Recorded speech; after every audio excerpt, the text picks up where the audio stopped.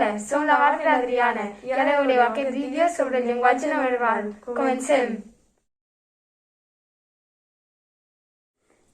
Coneixem molts tipus de llenguatges, el català, el castellà, l'anglès, el rus, el francès, el que parla la teva mare quan has fet una entremaliada. En definitiva, molts, però avui parlarem del llenguatge no verbal, el llenguatge que parla el nostre cos.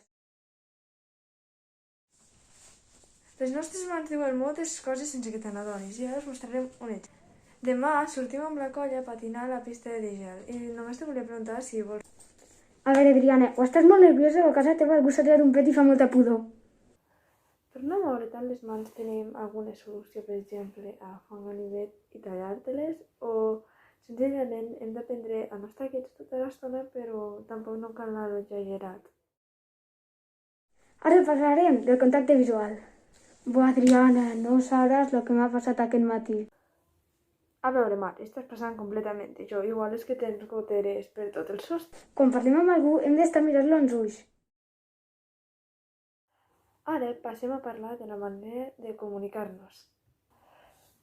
Mar, tinc unes ganes de que m'expliquis el que va passar al menjador que... De la manera que ho dius sembla que te la vull fer tot. També hem de tenir en compte de quina manera expressem les coses i també les emocions, que són molt importants. Ara parlarem de la posició corporal. Per començar em pensa que els exàmens serien molt fàcils. Què en penses? Tant de bo fossin fàcils, però de la manera que et comportes no sembla massa, es dius massa tranquil·la. Finalment anem a parlar del context, una cosa molt important. He estat tot el dia endreçant l'habitació.